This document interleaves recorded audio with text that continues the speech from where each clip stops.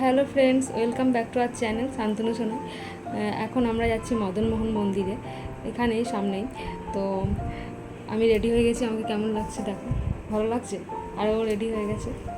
তো অনেকটা লেট হয়ে গেছে, মন্দিরটা আবার বন্ধ করে দেবে। তো সাথে থাকো আর দেখতে থাকো। আজকের ডেস্টিনেশন যে মন্দির, মদনমোহন মন্দির, এটা হচ্ছে আমাদের এখানে ইংরেজ আমলের খুব পুরনো মন্দির। তো এই মন্দিরটা খুব জাগ্রত বলে সবাই বলে, কারণ এই মন্দিরে অনেক ইতিহাস আছে। এখানে যে কৃষ্ণর যে মূর্তি, এটা পিওর অরিজিনাল কোষ্ঠী পাথরের মূর্তি, যেটা অনেক চোর চুরি করারও চেষ্টা করেছিল, কিন্তু ঠাকুরের লীলা আছে। তো যার জন্য কেউ মন্দির থেকে ঠাকুরটাকে 1 ইঞ্চি বাইরেও নিয়ে যেতে পারেনি।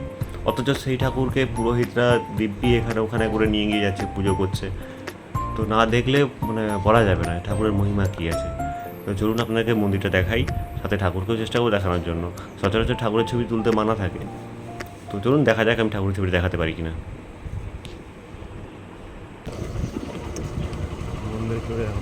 ওই তো খোলা আছে তো। তো ফাইনালি চলে এলাম। খোলা আছে। বা মন্দিরটা আবার সুন্দর করে রং করেছে, সেইবার রং ছিল না। তো আমি চলে এসেছি মন্দিরে। এই দেখো, এটা হচ্ছে মদনমোহন মন্দির। মন্দিরটা কতটা সুন্দর দেখো। মন্দিরের চারিপাশটা ও তোমাদেরকে ঘুরে দেখাবে, যতটা সম্ভব ততটাই ঘুরে দেখাবে। এই দেখো, আমি এখানে দাঁড়িয়ে আছি। মানে এত রোদ যে ওই দিকটা যেতে পারছিলাম না, পা পুড়ে যাচ্ছিলো। ওই জন্য এখানটায় একটু ছায়া ছিল, সেই জন্য এখানে দাঁড়িয়েছিলাম চুপ করে। আর যেতে যেতে দেখছি মন্দিরের দরজাও বন্ধ হয়ে গেছে।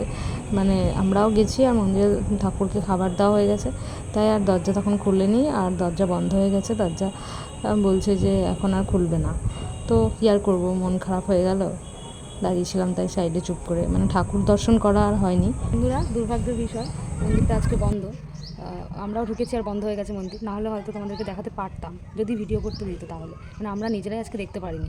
তো এখন এখানে এসে বসছি, সত্যি খুব শান্তি লাগছে, ভালো লাগছে। এখানে এত রোদ, পা পুড়ে যাওয়ার মতন অবস্থা। তাও তোমাদের জন্য ভিডিওটা করছি, তোমাদেরকে দেখাবো বলে। আর আজকে যে ব্রাহ্মণ, সেই ব্রাহ্মণও নেই। সেই ব্রাহ্মণ থাকলে পরে মন্দিরটা সবসময় খোলাই থাকে, তাই তো? সেই ব্রাহ্মণ নেই বলে মন্দিরটা বন্ধ আজকে। ভোগ দিয়ে চলে গেছে। হ্যাঁ, বন্ধ সেই কারণে। তাই একটু বসে চলে যাব। তোমাদেরকে দেখাতে পারলাম না, অন্য কোনো সময় আবার যদি চেষ্টা করব তোমাদেরকে দেখানো। তো বন্ধুরা, আমরা এখন চলে যাব।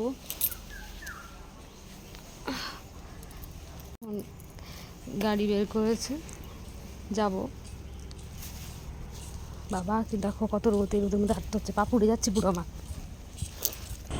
তো তারপরে আমরা মন্দির থেকে বেরিয়ে গেছি বাড়ি যাওয়ার জন্য। দেখো এই রাস্তাগুলো দেখো, কত গাছ, তাই না? যেরকম গ্রামের রাস্তা হয়, বাঁশবাগান, কলা গাছ, আরও বিভিন্ন রকমের গাছে পুরো ভর্তি। টোটালি গাছ আর গাছ। শহরের রাস্তার থেকে একদমই আলাদা।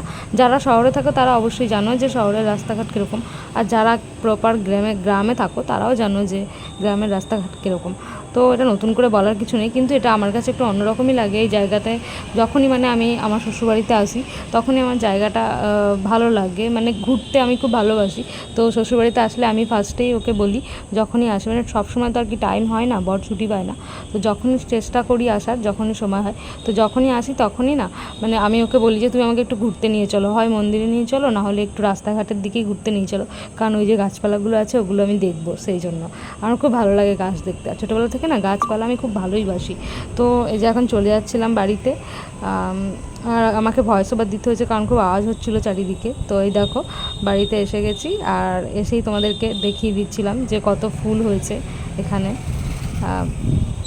এই ফুলগুলো সত্যি খুব সুন্দর, কারণ তোমাদেরকে আগের দিন তো বলেইছিলাম যে চেষ্টা করব তোমাদেরকে আমাদের বাড়ির চারপাশে কি কি গাছপালা আছে সেগুলো দেখানোর। তো সেই জন্য আজকে এই ভিডিওটা করা, তোমাদেরকে দেখানোর জন্যই মেনলি ভিডিওটা করা। এই রোদের মধ্যেও আমি ভিডিও করছিলাম, খুব রোদ ছিল। ওখান থেকে এসেই ঘরে ঢুকিনি, তার আগে ভিডিও করে তোমাদের দেখাচ্ছিলাম। তো তোমাদেরকে তো দেখালাম যে কত হলুদ ফুল হয়েছে, হলুদ ফুলগুলো কেমন লাগলো অবশ্যই কমেন্টে জানিও। আর এটা হচ্ছে সাদা জবার, গোলাপি জবার গাছ, আর এটা হলো গোলাপ ফুলের গাছ। গোলাপ ফুলগুলো এখন শুকিয়ে গেছে রোদ বলে।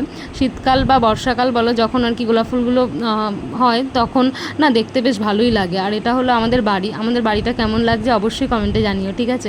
আর এটা এই গাছগুলো হচ্ছে কামিনী ফুলের গাছ, দুধারে দুটো গাছ রয়েছে।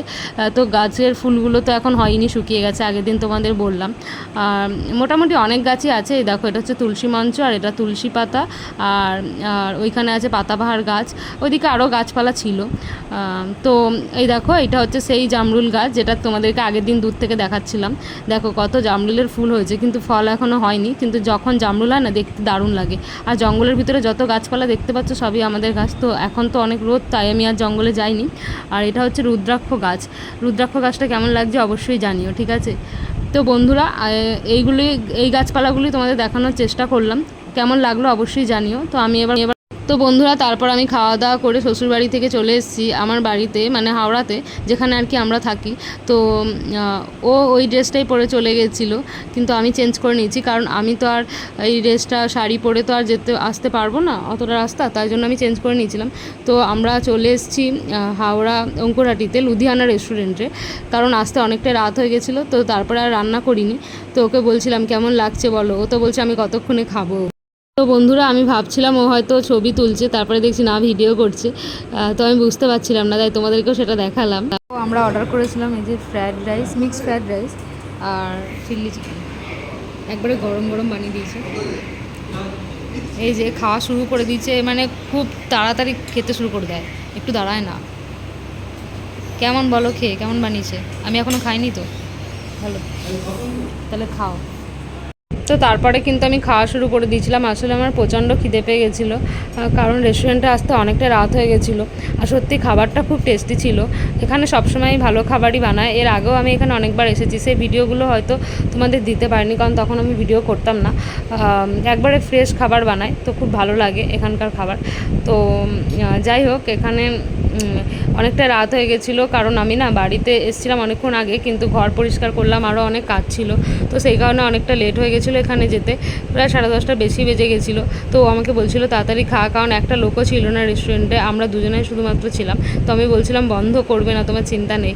তো যাই হোক, আজকের দিনটা আমার সত্যিই খুব ভালো কাটলো। এবারে পয়লা বৈশাখও ভালো কেটেছে। তো তোমরা আশীর্বাদ করো যেন আমরা এইভাবেই হাসি খুশি থাকতে পারি, ভালো থাকতে পারি। তো আজকের মতন ভিডিওটা তাহলে এখানেই শেষ করছি। ভিডিওটি ভালো লেগে থাকলে লাইক, কমেন্ট আর সাবস্ক্রাইব করে দিও, ঠিক আছে। আর আমাদেরকে কেমন লাগছে তোমরা অবশ্যই জানিও।